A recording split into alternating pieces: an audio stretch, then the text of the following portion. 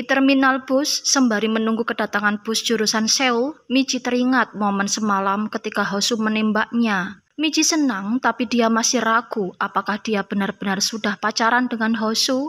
Di toilet, Hosu membasuh muka dan telinganya agar wajahnya terlihat segar di mata Michi.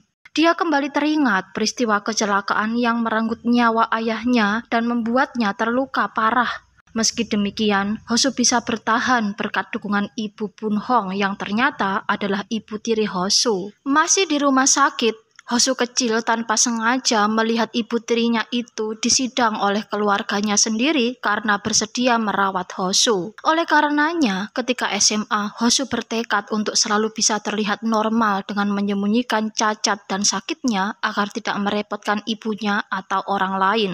Hosu menemui Michi dengan muka agak basah hingga membuat Michi agak khawatir, tapi Hosu meyakinkannya bahwa dia baik-baik saja. Keduanya ngobrol sebentar. Michi hendak menanyakan kepastian apakah mereka pacaran atau tidak, tapi dia masih malu. Ketika berpamitan, keduanya terlihat masih sangat canggung. Mereka ragu memilih antara berpelukan atau bersalaman. Nenek Rosa terlihat tengah menyelesaikan pembayaran biaya rawat rumah sakit jiwa putranya.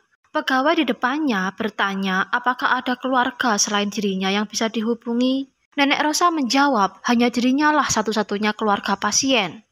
Kemudian sang pegawai pun menawarkan agar Nenek Rosa mengurus perwalian orang dewasa agar sewaktu-waktu jika terjadi sesuatu dengan Nenek Rosa ada wali lain yang bisa dihubungi. Hosu menjemput ibunya pulang dari rumah sakit. Di hall rumah sakit, Ibu Bun Hong meminta Hosu agar sekalian memeriksakan diri karena biasanya di pergantian musim seperti ini, Hosu akan terserang demam. Tapi Hosu menolak. Tae terlihat mencuri dengar pembicaraan Ketua Shin di telepon. Ketika semua karyawan sudah masuk ruang rapat, Tae diam-diam menelepon balik pihak yang berbicara dengan Ketua Shin tadi dan ternyata pihak itu adalah pengembangan usaha konstruksi Sihan. Tae buru-buru menutup telepon ketika Michi menyapanya. Dia pun segera memberitahu Michi bahwa rapat sudah dimulai. Ibu Okhui akhirnya pulang ke rumah dengan dijemput Mirai. Dia bercerita semenjak Hosu berhenti kerja, Ibu Bun Hong tampak lebih bahagia karena Hosu jadi lebih sering bersama dengan ibunya. Mirai kemudian bertanya apakah Mirai boleh keluar kerja seperti halnya Hosu. Ibu Okhui dengan tegas melarangnya karena baginya cukup Michi saja yang menganggur. Hosu terlihat sedang merapikan barang-barangnya. Kemudian Nenek Rosa meneleponnya untuk meminta bantuannya ketika sudah kembali ke Seoul nanti. Selesai teleponan dengan Nenek Rosa, Hosu keluar kamar dan dia kaget karena melihat ibunya yang masih belum pulih benar sudah menyibukkan diri beberes rumah. Dia pun menasihati ibunya agar tidak merepotkan diri untuknya. Lebih lanjut, dia berkata dia akan segera balik ke Seoul dan oleh karenanya dia meminta ibunya agar fokus memikirkan dirinya sendiri saja.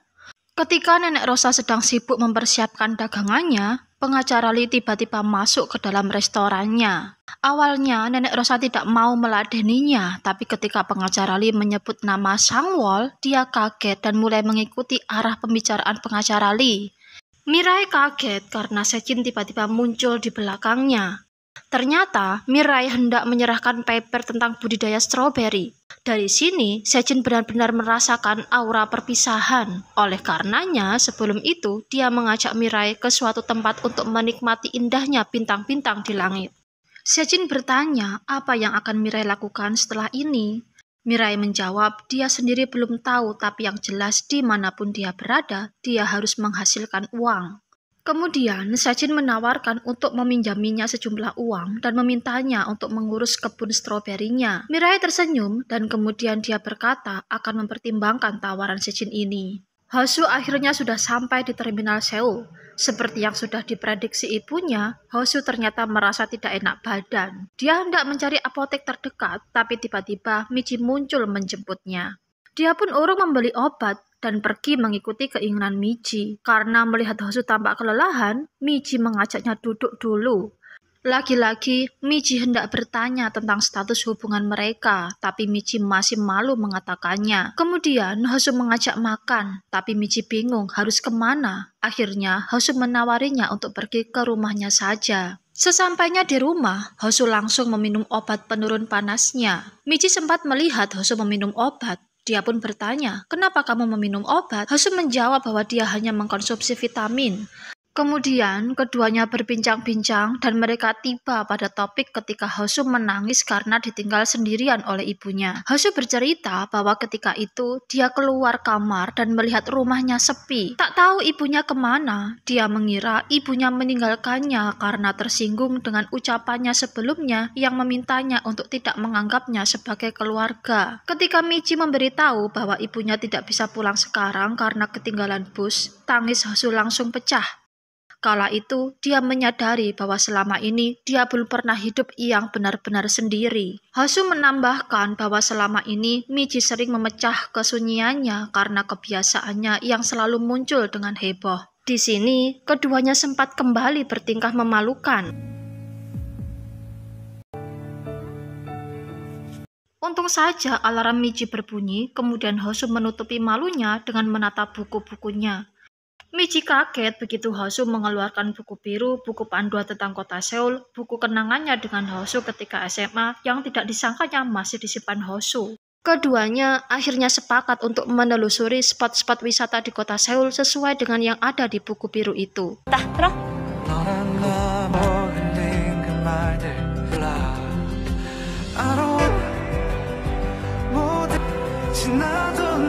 Karena sudah cukup lelah, Hosu dan Michi beristirahat sambil makan di sebuah restoran. Melihat Hosu tidak terlalu banyak bicara, Michi jadi berpikir bahwa dia bosan dengannya.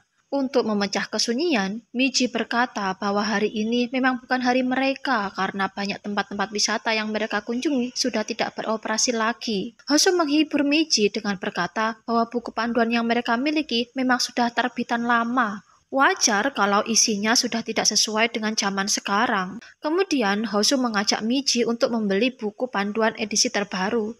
Sesampai di toko buku, tak sengaja Hosu berpapasan dengan Jongwon dan Chaerin. Begitu melihat Hosu jalan berdua dengan seorang gadis, Jongwon menggoda Hosu dengan bertanya, apa ini wanita yang mengajarinya menenun tempo hari?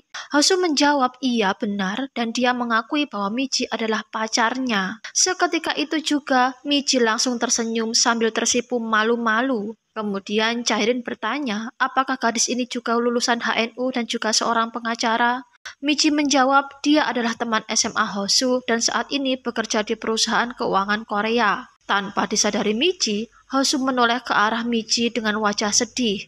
Michi terlihat sangat antusias mencari-cari buku panduan kota Seoul terbaru. Sebaliknya, Hosu terlihat tidak semangat. Michi pun bertanya, ada apa? Hosu balik bertanya, kenapa Michi tadi mengaku sebagai Mirai di depan teman-temannya? Kenapa harus berbohong? Dengan polosnya, Michi menjawab dia tidak ingin mempermalukan Hosu dengan mengaku sebagai pengangguran. Tak ingin berdebat, Hosu kemudian mengajak pulang dengan alasan hari ini memang bukan harinya mereka berdua. Sejin terlihat sedang mengepak buku-bukunya untuk diberikan pada Mirai. Tak lama kemudian, dia kedatangan tamu yang ternyata adalah rekan kerjanya dulu. Sesampai di rumah, Hosu langsung meminum obat-obatnya. Hosu benar-benar sebal dan kecewa pada dirinya sendiri.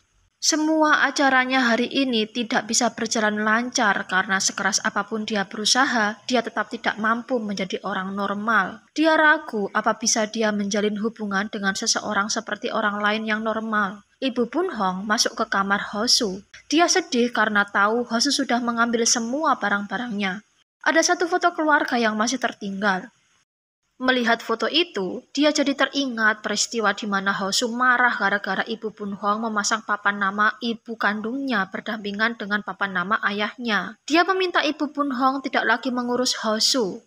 Ibu Bunhong juga teringat bagaimana dia dilarang oleh keluarganya sendiri untuk melihat ibunya untuk terakhir kalinya. Iya, keputusannya untuk merawat anak tirinya, Hosu, membuat dia diusir oleh keluarganya. Ketika hendak pulang, sialnya Ibu Bunhong ketinggalan bus. Terpaksa Ibu Bunhong harus menginap di lobi terminal. Meski demikian, sebagai seorang ibu, dia tidak tenang meninggalkan Hosu sendirian. Oleh karenanya, dia menelepon ke kediaman Ibu Okhwi dan kebetulan yang mengangkat telepon itu adalah Michi. Ibu Bunhong meminta tolong pada Michi untuk memberitahu Hosu bahwa dirinya pulang telat. Di dalam kamar, Michi benar-benar menyesal karena membuat kecewa Hosu karena kebohongannya tadi. Dia berharap Hosu bakal menghubunginya, tapi justru Pak Sayong lah yang meneleponnya. Keesokan harinya, Michi menghadap Ketua Shin bermaksud mundur dari proyek pembangunan kantor baru. Tapi belum sempat dia berbicara, perhatian semua orang termasuk Ketua Shin tertuju pada pegawai yang baru saja tiba.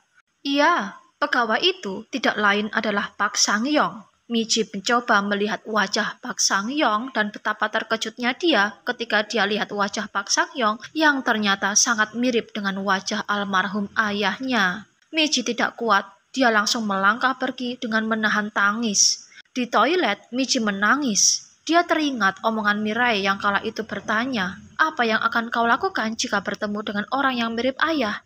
Hosu menemui Nenek Rosa di restorannya. Kali ini, Nenek Rosa terlihat sangat kesal pada Hosu. Kata-kata pengacara Lee yang mengatakan bahwa Hosu adalah juniornya sudah berhasil merubah cara pandang Nenek Rosa pada Hosu. Dia sudah tidak percaya lagi pada Hosu.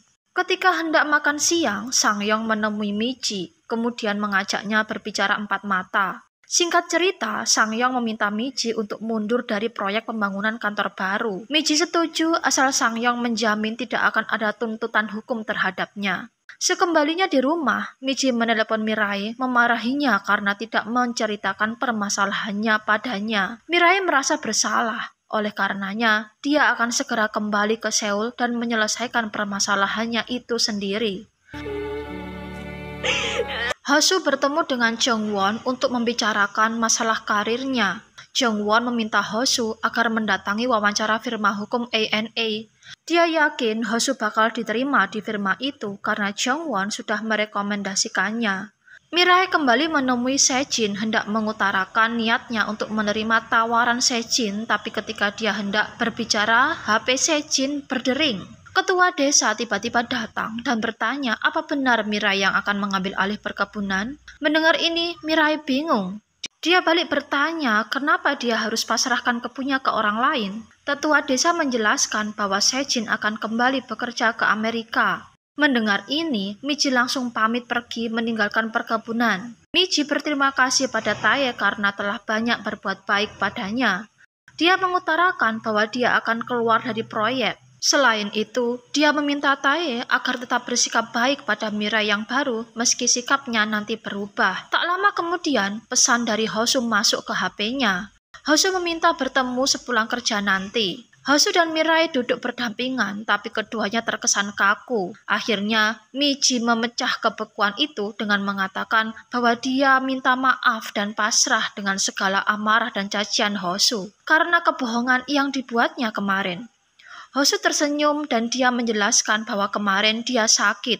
Dia juga meminta maaf karena menutupi kelemahannya itu dengan menyalahkan Michi. Hosu berniat bersalaman dengan Michi, tapi dia urungkan dan dia salah tingkah sendiri.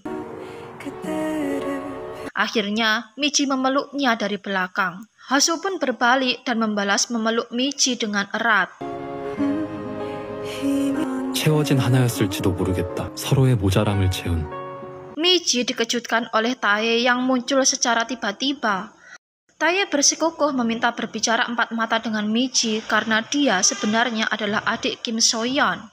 Sementara itu, Direktur Choi, Ketua Shin, dan Park So-young tengah makan malam sembari membicarakan masalah Mirai. Sangyong berkata bahwa di luar dugaan Mirai bakal semudah itu dibujuk agar mengundurkan diri. Ketua Shin dan Sangyong mengamini bahwa Mirai yang sekarang sangat berbeda dengan Mirai yang dulu. Lebih lanjut, Sangyong berkata bahwa ada desas-desus Mirai punya kembaran identik. Keesokan harinya, seusai menempelkan Hansaplast di jempol tangannya, Ketua Shin mengajak Mirai ke suatu tempat di mana di sana Direktur Choi sudah menunggu. Direktur Choi meminta Mirai agar segera memindai sidik jarinya ke alat yang ada di ruangan itu. Untuk sementara, Mirai hanya terdiam memandangi kedua atasannya itu.